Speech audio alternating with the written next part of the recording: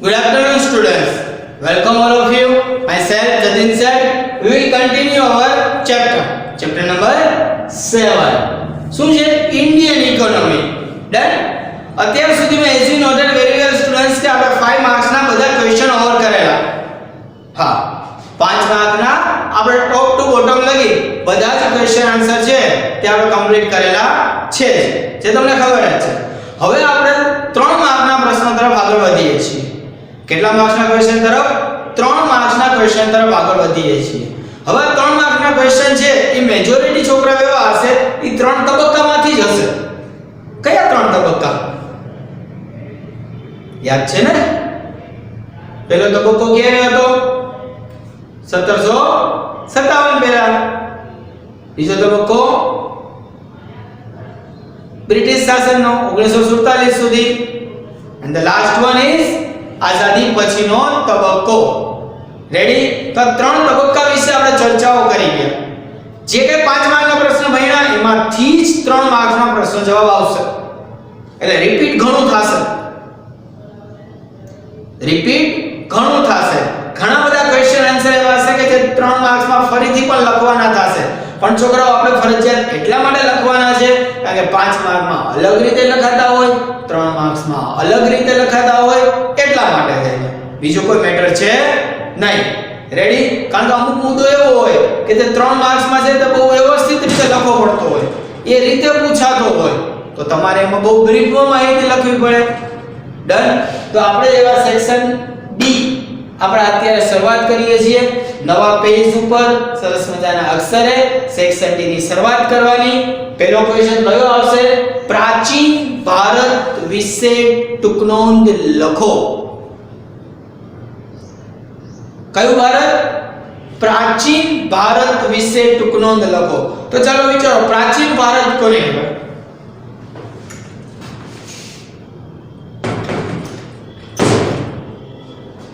પ્રાચીન ભારત સિંધુ ખીણની સંસ્કૃતિ, હડપ્પીય સંસ્કૃતિ, મોહેંજો-દડોની સંસ્કૃતિ, આ બધું કેવું ભારત હતું? પ્રાચીન ભારત. તો પ્રાચીન ભારત વિશેની જો ચર્ચા કરીએ તો પ્રાચીન ભારતમાં આપણે શું કહેવાતું? સોને કી ચિડિયા કહેવાતા. કારણ કે આપણા દેશમાં ઉદ્યોગ ધંધા ખૂબ જ વિકસિત હતા. એવું કહી શકાતું કે આપણા દેશમાંથી મરી, મસાલા, તેજાના, તજ, લવિંગ, તેજાના આ બધી વસ્તુ સુતરાઉ કાપડની એટલી બધી નિકાસ થતી હતી કે વિદેશના યુરોપના દેશોને આપણા વગર ચાલે એમ જ નહોતું. યુરોપના જે દેશો હતા છોકરાઓ એને આપણા વગર ચાલે એમ જ નહોતું. 100% આપણી ઉપર ડિપેન્ડન્ટ હતા. અને આપણને ખબર જ છે છોકરાઓ કે કોન્સ્ટેન્ટિનોપલ શહેર મારફતે છે તે લોકો વેપાર ધંધો કરતા હતા. તુર્ક મુસલમાનોએ આ શહેર શું કરેલું હતું? જીતી લીધું હતું.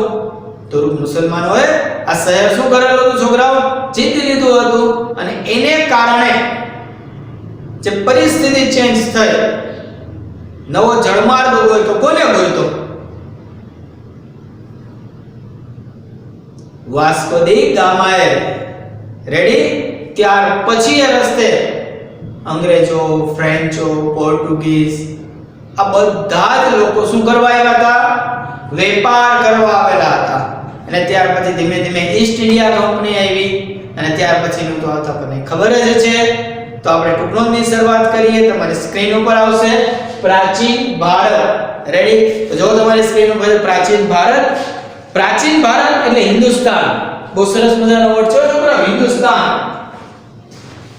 આપણો એક જ દેશ એવો છે છોકરાઓ કે જેના ત્રણેય નામ અલગ અલગ છે. ઇન્ફોર્મેશન આપું છું ખાલી જસ્ટ લિસન. ઇંગ્લિશમાં ઇન્ડિયા કહેવાય. ગુજરાતીમાં ભારત, હિન્દુસ્તાન આ બધા નામ છે. હિન્દુસ્તાનમાં વિશ્વની બે મહાન સંસ્કૃતિઓ, વિશ્વની એટલે વર્લ્ડની બે મહાન સંસ્કૃતિઓ સિંધુ ખીણની સંસ્કૃતિ અને આર્ય સંસ્કૃતિનો સમન્વય થયો. તો સમન્વય થવો એટલે કે ભેગું થવું. આ બંને સંસ્કૃતિઓ અહીંયા શું થઈ હતી છોકરાઓ? ભેગી થઈ હતી. સમજી લેજો. આર્ય સંસ્કૃતિ અને સિંધુ ખીણની સંસ્કૃતિ. ભારત સૌથી પ્રાચીન સંસ્કૃતિ ધરાવતો દેશ છે એવું હડપ્પા અને મોહેન્જો-દડો. મોહેન્જો-દડોનો અર્થ શું થાય? યાદ છે કોઈને? 8મા 9મામાં તમે ભણી ગયા હોય. મરેલાનો ટેકરો. શું થાય? મરેલાનો ટેકરો. મોહેન્જો-દડો નામના સ્થળેથી મળી આવેલ સંસ્કૃતિના અવશેષો પરથી સાબિત થાય છે, જે અત્યારે પાકિસ્તાનમાં છે. ઋતિક રોશનનું મૂવી આવેલું હતું મોહેન્જો-દડો. આના વિશે છેલ્લે જોઈ છીએ આપણે કે પૂર આવવાના કારણે આખું તણાઈ ગયું. આ વસ્તુ ફેક્ટ હતી. પ્રાચીન ભારતની આર્થિક સમૃદ્ધિ વિશ્વના દેશોની આંખો આંજી દે તેવી હતી. મીન્સ કે આપણે એટલા બધા સમૃદ્ધ હતા કે સામેવાળા દેશ જોતા જ રહી જાય. એને ક્યારે આવું જોયું જ નહોતું. માટે કહી શકાય કે વિશ્વના દેશોની આંખો આંજી દે તેવી હતી. તેને કારણે વિશ્વમાં ભારત પ્રાચીન સમયથી ખેતીની વૈવિધ્યતા અને આધુનિકતા ધરાવતો દેશ હતો. ખેતીમાં આપણે એટલા બધા પ્રાચીન હતા, એટલી બધી આપણે આધુનિક ખેતી ધરાવતા હતા એ સમયે કે બીજા કોઈ દેશ પાસે ભાગ્યે જ આવું ક્યારેક જોવા મળતું હતું. જ્યારે ભારતના ઉદ્યોગ પણ કોઈ દ્રષ્ટિકોણથી નીચા ઉતરતા ન હતા. એક સમયે ભારતના ઉદ્યોગોનો વિશ્વમાં ડંકો વાગતો. તેનો મતલબ કે એ સમયે કોઈ મશીનરી નહોતી, પણ આપણે હેન્ડમેડ વસ્તુ એવી સરસ મજાની એવી બધી રીતે બનાવી શકતા હતા. અને બનાવવામાં આપણી પાસે એટલી બધી આપણે કહે ને અથાગ શક્તિ હતી, કુશળ કારીગરી હતી કે એવું બીજા કોઈ પાસે હતું નહીં. માટે એવું કહી શકાય કે વિશ્વમાં ભારતનો ડંકો વાગતો હતો. ભારત કાપડ ઉદ્યોગ, શણ ઉદ્યોગ, કોલસાનો ઉદ્યોગ, ગળી ઉદ્યોગ, જે આપણે સફેદ કપડા વિશે સૌથી વધારે લોકો પહેરતા, તો ગળી ઉદ્યોગ, ચા ઉદ્યોગ, કોફી ઉદ્યોગ, રબર ઉદ્યોગ એમ વિવિધ ઔદ્યોગિક ક્ષેત્રે વિકસિત હતું. કેવું હતું છોકરાઓ? વિકસિત હતું. તો આટલું ઝડપથી રાઈટ ડાઉન કરી નાખો છોકરાઓ. તમારી સ્ક્રીન ઉપર છે. then after we will start.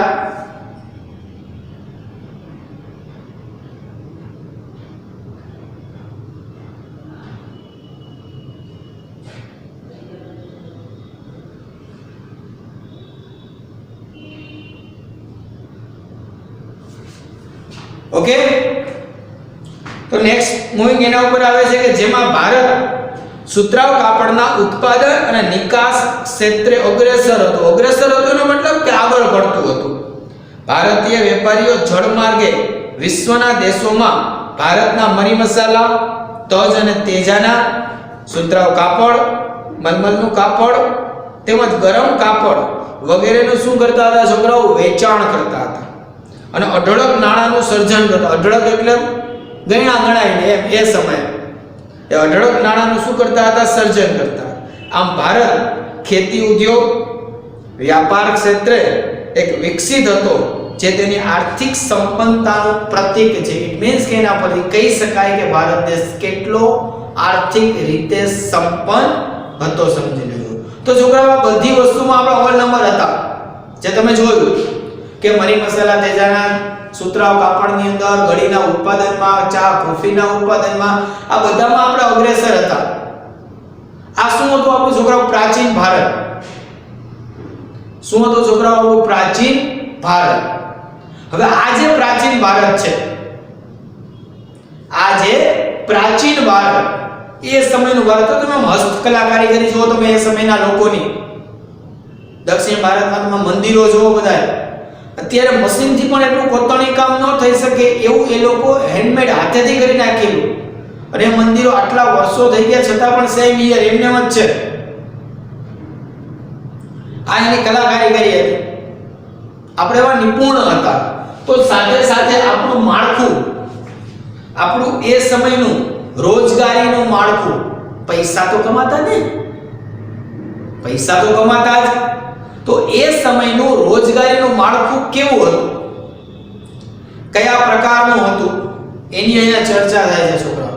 કે એ જે રોજગારીનું માળખું છે એ કેવી રીતે ડેવલપ થયું, કયા પ્રકારે ડેવલપ થયું, એની ચર્ચા કરી. તો છોકરાઓ એ વખતે તમે જોવો તો બધું સધર જ હતું. ખેતી ક્ષેત્રે સધર હતું, ઉદ્યોગ ક્ષેત્રે સધર હતું, અને સેવા ક્ષેત્ર પણ શું હતું? સધર જ હતું. કઈ તકલીફ જ નહોતી. તકલીફ બધી બીજા તબક્કાથી થઈ, ધીમે ધીમે શરૂ. બધી તકલીફ ક્યાંથી શરૂ થઈ છોકરાઓ? બીજા તબક્કાથી. ઈ પહેલા તો કોઈ તકલીફનો પ્રશ્ન જ નહોતો. તકલીફ શું પણ ખબર નથી પડતી એમ થી લેજો. તો તમારી સ્ક્રીન ઉપર એજ પોઈન્ટ પાછો આવે છે કે જેમાં પેલો પોઈન્ટ લખેલો છે, તમારે રાઈટ ડાઉન કરવાનો છે. પેલા હેડિંગ પ્રાચીન ભારતમાં રોજગારી જે છે એનું માળખું આ મુજબ હતું, તમે જોઈ શકો છો. એજ પોઈન્ટ છે એમાં ખેતીનો પોઈન્ટ છે તે રાઈટ ડાઉન કરવાનો છે કે ભારતની ખેતી ખૂબ વૈવિધ્યપૂર્ણ મતલબ શું થાય? અલગ અને સમૃદ્ધ હતી, જેને કારણે ગ્રામ્ય વસ્તી એટલે કે ગામડાની વસ્તી પોતાની જરૂરિયાતની વસ્તુઓ જેમ કે અનાજ, શાકભાજી, ફળફળાદી, પગરખા, પશુપાલન અને ખેતીજન્ય વસ્તુઓનું ઉત્પાદન પોતે જ કરતા, જેને કારણે તેઓનું જીવન ખૂબ જ કેવું હતું? સુખાકારી વાળું હતું. કેવું હતું છોકરાઓ? સુખાકારી વાળું જીવન હતું. છોકરાઓ કેવું હતું જીવન?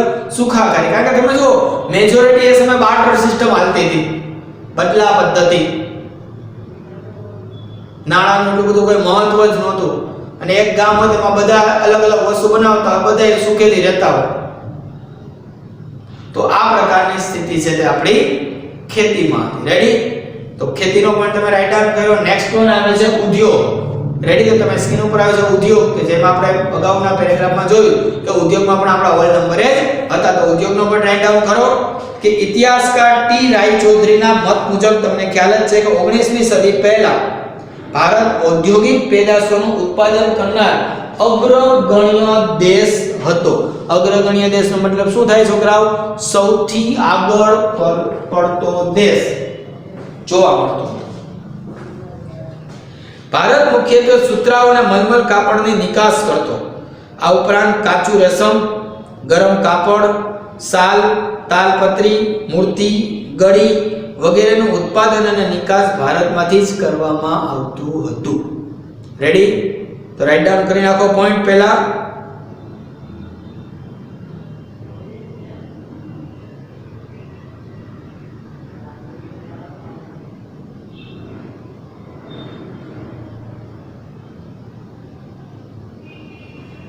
ઓકે સ્ટુડન્ટ્સ, નેક્સ્ટ લેવલ આવે છે સેવા ક્ષેત્ર. સમજે? એ સમયે સેવા ક્ષેત્ર હતું તો કે હા, ધાતુના છોકરાઓ સિક્કા બનાવવામાં આવતા હતા. આ ઉપરાંત ઘણી બધી ડિઝાઇનર વસ્તુઓ બનાવવામાં આવતી હતી. ઘણી બધી રીતે છે તે સેવા ક્ષેત્રમાં આપણે પણ અવ્વલ નંબરે જોવા મળતા. તો થર્ડ પોઈન્ટ તમારી સ્ક્રીન ઉપર આવે છે, કયો આવે છે? સેવા. રેડી? તો રાઈટ ડાઉન કરો છોકરાઓ સેવા. તમે જોવામાં લખ્યું છે કે લગભગ ઈસવીસન પૂર્વે 600 ના પ્રાચીન ભારતમાં, એટલે ઈસવીસન પૂર્વે 600 ની જે સદી કહેવાય એમાં પ્રાચીન ભારતની અંદર વિવિધ ચિહ્નવાળા સિક્કા બનાવવામાં આવતા હતા. અલગ અલગ ચિહ્ન એટલે કે ડિઝાઇન વાળા શું બનાવવામાં આવતા હતા? સિક્કા બનાવવામાં આવતા હતા. ખાસ કરીને આ સમયમાં વિવિધ વેપારી ગતિવિધિઓ તેમજ શહેરી વિકાસ માટે, શહેરી વિકાસ મતલબ શું થાય? શહેરનો વિકાસ કરવો, સીમાચિહ્ન રૂપ કામકાજ કરવામાં આવ્યું. રાજકીય એકતા, સામર્થ્ય તેમજ સૈન્ય સુરક્ષાને કારણે ખેતી ઉત્પાદકતામાં અને વેપારમાં અસાધારણ મતલબ શું થાય? ક્યારેય જોઈ ન હોય એવી વૃદ્ધિ નોંધવામાં આવી. જેમ કે લોથલ ખાતે મળેલી નગર વ્યવસ્થા એનો પુરાવો છે. લોથલમાં આપણને ખબર જ છે કે જે નગર વ્યવસ્થામાં જે મળી આવ્યું તો એ સારામાં સારું કહેવાય. આ ઉપરાંત રાષ્ટ્રીય આવક અંગુસ મેડિસિનના મતે ભારત વિશ્વનું સૌથી મોટામાં મોટું શું હતું? વેપાર ક્ષેત્ર એટલે કે અર્થતંત્ર ધરાવતું હતું જે તે સમયે. 16મી સદીમાં મુગલકાલીન સમય દરમિયાન આપણને ખ્યાલ જ છે કે વિશ્વની આવકના 25% આવક આપણી એકલી હતી. અને 1700માં ઔરંગઝેબના શાસનકાળમાં તમે જુઓ તો ભારતની રાષ્ટ્રીય આવક 10 કરોડ પાઉન્ડ એ સમયે હતી. આમ પ્રાચીન ભારત તમામ ક્ષેત્રોમાં સુવર્ણ એટલે સોનાનો સમય ના લક્ષણો ધરાવતો હતો. તો રાઈટ ડાઉન કરી નાખો આટલું છોકરાઓ.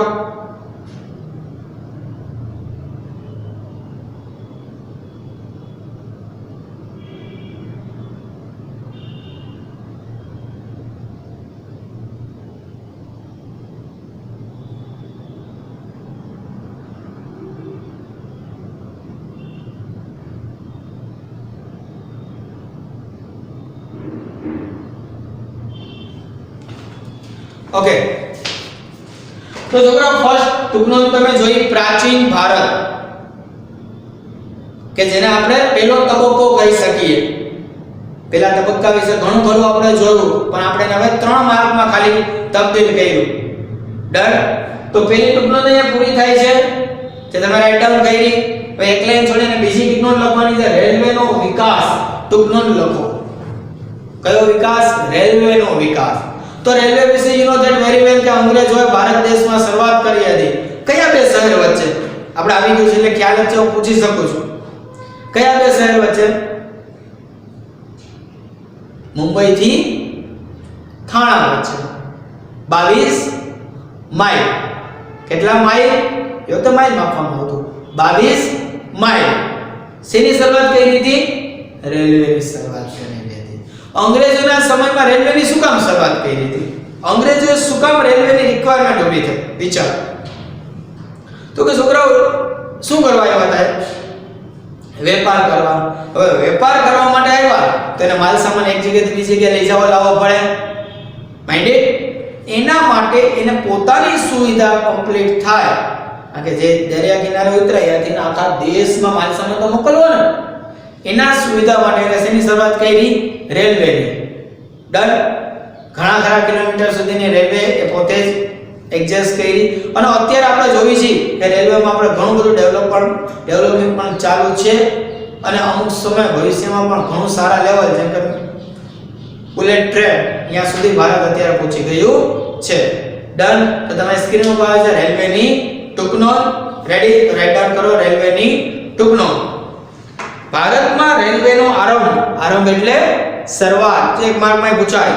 16મી એપ્રિલ 1853 ના રોજ મુંબઈ થી થાણા એ બે શહેરો વચ્ચે થયો હતો. 16મી એપ્રિલ 1853 ના રોજ મુંબઈ થી થાણાની વચ્ચે 1890 માં ભારતમાં 25,495 કિલોમીટરની રેલવે લાઈન હતી. ત્યાર પછી જ્યારે આઝાદ થયા 1947 1947 સુધીમાં 53,000 કિલોમીટર. કેટલી? 53,000 કિલોમીટર ની લંબાઈ ધરાવતી થઈ. ભારતમાં રેલવેના વિકાસમાં બ્રિટિશ સરકાર પોતાના વ્યાપારી અને રાજકીય હેતુ સિદ્ધ કરવા માંગતી હતી, કારણ કે પોતે વેપાર ધંધો કરવા આવેલા, તેને રાજકીય રીતે સિદ્ધિ તો મળવી જ જોઈએ. રેલવેના વિકાસના લીધે પરિવહન ખર્ચ ઘટી ગયો, કારણ કે એ વખતે તો બળદગાડા ને એવું થતું ના. એ લોકો પાસે થોડી ઘણી ગાડીઓ હતી, પણ એ તો બધી એ સમયની મલ્ટી સ્પેશિયાલિસ્ટ ગાડીઓ એ સમયના લોકોની હતી. રોયલ ગાડી કહેવાય બધી. તો બળદગાડા અને ઘોડાગાડા દ્વારા માલસામાન કરતા. રેલવેમાં ઝડપથી માલસામાન પહોંચી જાય ને એક સાથે જાજો માલસામાન પહોંચે. આમ પરિવહન ખર્ચ ઘટ્યો. દેશના આંતરિક અને વિદેશ વેપારમાં પણ વધારો થયો. રેલવે દેશમાં રોજગારીની તક વધારવામાં પણ અતુલ્ય એટલે કે એની કિંમત ન આંકી શકાય એટલો ફાળો આપ્યો. કારણ કે આજે જો રેલવે સૌથી મોટી છે તે કંપની ગણી શકાય ભારત દેશની અંદર, તો કેટલા લાખો લોકો એમાં કામ કરે છે. તો એ સારામાં સારો ફાળો કહેવાય. 1946-47 10 લાખથી વધુ લોકોને રેલવે રોજગારી પૂરી પાડતી હતી. 46-47 ની વાત છે. ભારતીય રેલવે પોતાની કમાણીનો 2/3 ભાગ એટલે 30,000 કરોડ રૂપિયા નૂર એટલે શું થાય કે ભાડાની આવકમાંથી છે તે મેળવે છે. કેટલો ફાળો? 30,000 કરોડ. અને બાકીનો 1/3 ભાગ રેલવે પેસેન્જર ભાડા દ્વારા મેળવે છે, એટલે કે આપણા પાસેથી. ઓલું નૂર શું થયું? તો કે માલગાડી આપણે ગુડ્સ ટ્રેન. તો 30,000 કરોડ ગુડ્સ ટ્રેન અને બાકીનો 1/3 ભાગ છે તે રેલવેનો આપણા ભાડામાંથી મળે. આમ રેલવે રાષ્ટ્રની જીવાદોરીની રેખા બની ચૂકી છે. આજે ભારતીય રેલવે વિશ્વમાં 4થા નંબરનું સૌથી મોટું રેલવે નેટવર્ક છે. વર્લ્ડનું કેટલા નંબરનું? 4થા નંબરનું. કેટલું છોકરાઓ? 4થા નંબરનું નેટવર્ક ધરાવતું જોવા મળે છે. ડન. તો રેલવે વિશે તો આપણે ઘણી બધી માહિતી ખબર જ છે. એમાં અત્યારે જો એઝ અ માય ઓપિનિયન ગણીએ તો છોકરાઓ મુંબઈની જે રેલવે છે લોકલ ટ્રેન બહુ એનું સારામાં સારું એક્ઝામ્પલ કહેવાય. મોટા ભાગના લોકો મુંબઈ ગયા હશે, તમને ખ્યાલ જ હશે. તમે જુઓ છોકરાઓ, મિનિટના ફેરમાં ટ્રેન હાલતી હોય છતાં એક્સિડન્ટ નહીં ક્યારે. મેનેજમેન્ટ કેટલું જોરદાર. સરસ મજાનું પાછું વ્યવસ્થિત, ક્યાં અટકે નહીં એવું. રેડી? તો રેલવેનો વિકાસ ઘણો બધો થયો છે અને તમને ખબર જ છે કે અત્યારે અમદાવાદથી મુંબઈ બુલેટ ટ્રેનનું કામકાજ પણ ગતિમાન વિધિમાં ચાલુ જ છે, જે 2021 ના એન્ડ 2022 સુધીમાં એ કામ પણ પૂરું થઈ જશે. તો એ ઘણી બધી સુવિધા અને અત્યારે સૌરાષ્ટ્રમાં ખાલી બાકી છે, બાકી બધી જગ્યાએ તમે જોઈ શકો છો કે ઇલેક્ટ્રિક ટ્રેન થઈ ગઈ છે.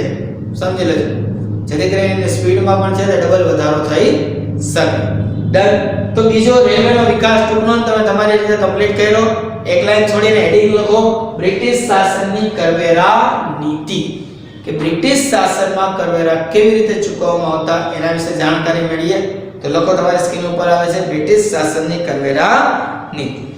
બ્રિટિશ શાસન દરમિયાન કરવેરા નીતિ ભેદભાવવાળી હતી. આપણને ખબર જ છે કે એની વસ્તુ ઉપર ટેક્સ ઓછો હતો, જ્યારે ભારતમાં બનેલી ભારતની વસ્તુ ઉપર ટેક્સ કેવો હતો છોકરાઓ? વધારે. કરવેરાની આવક અંગે આપણા દાદાભાઈ નવરોજીએ ગણતરી કરી હતી કે 1876 માં બ્રિટનમાં જેની ઊંચામાં ઊંચી આવક છે કે જે રહીશ કહેવાય યાના, એની પાસેથી ખાલી 8% જેટલો જ કરવેરો લેવામાં આવતો હતો.